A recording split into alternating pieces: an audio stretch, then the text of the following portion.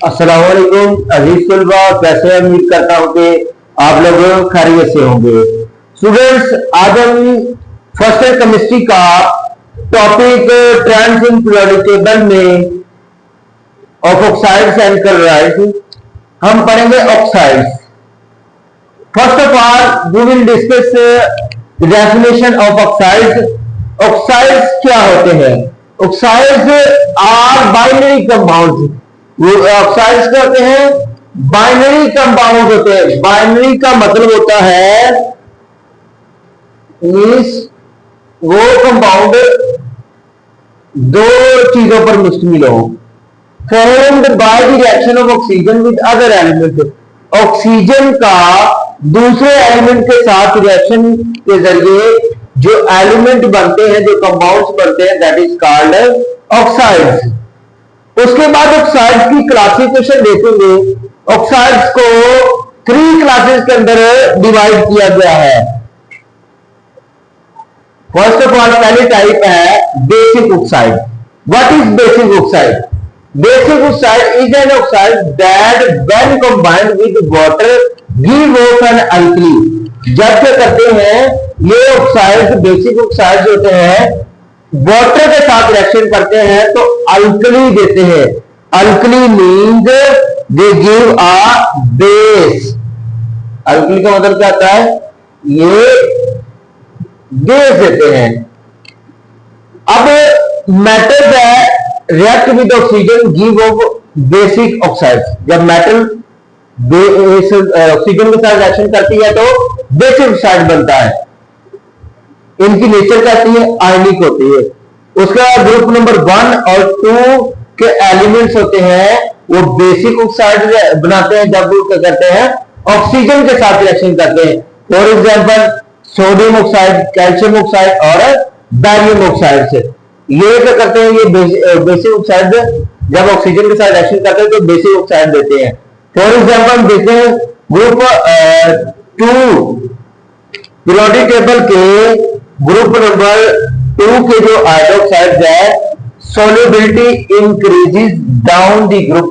जब हम ग्रुप में टॉप टू बॉटम आते हैं तो उनकी जो सोल्युबिलिटी होती है वो इंक्रीज हो जाती है। जब सोल्युबिलिटी इंक्रीज होगी तो उनकी अल्कलैनिटी वो इंक्रीज हो जाएगी डाउन द ग्रुप। सोल्युबिलिटी बढ़ेगी तो अल्कलैनिटी वो इंक्रीज हो जाएगी डाउन द ग्रुप।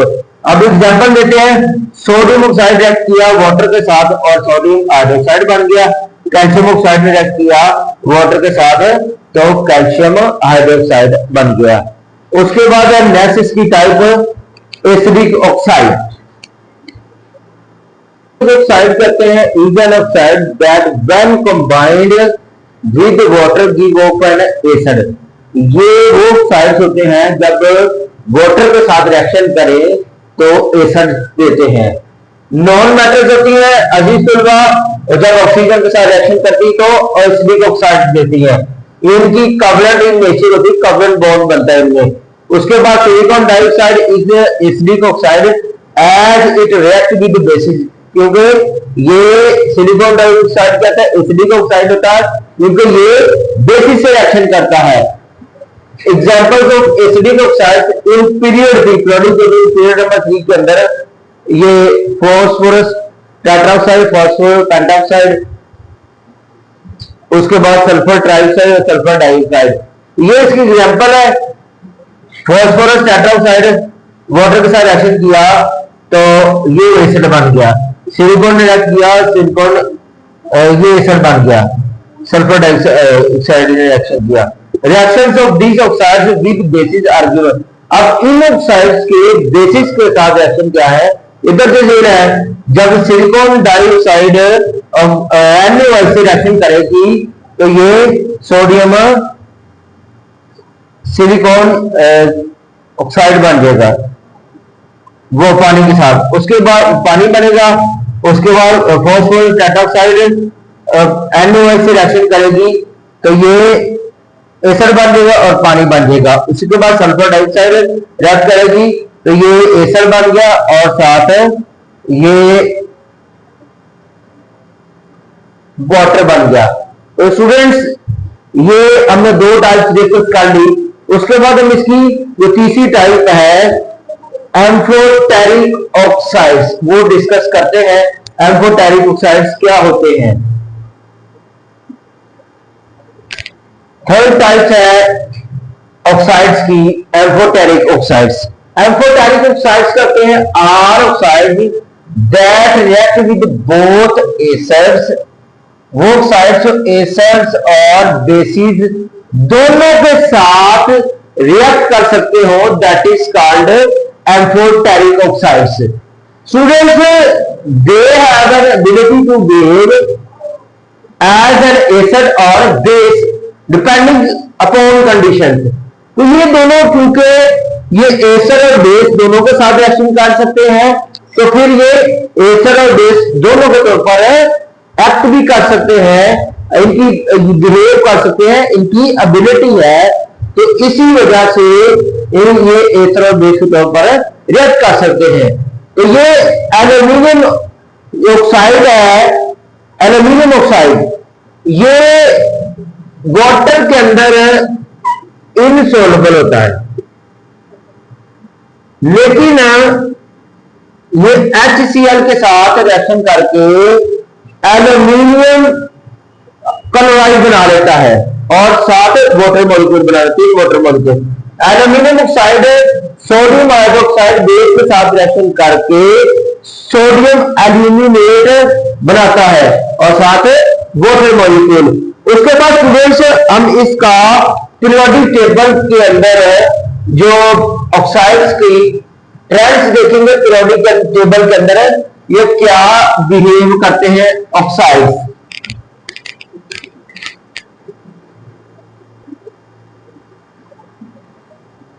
हम स्टूडेंट्स देखेंगे trends in bonding of oxides period 3, periodic table के पीरियड नंबर 3 के एलिमेंट्स का ट्रेंड्स देखेंगे।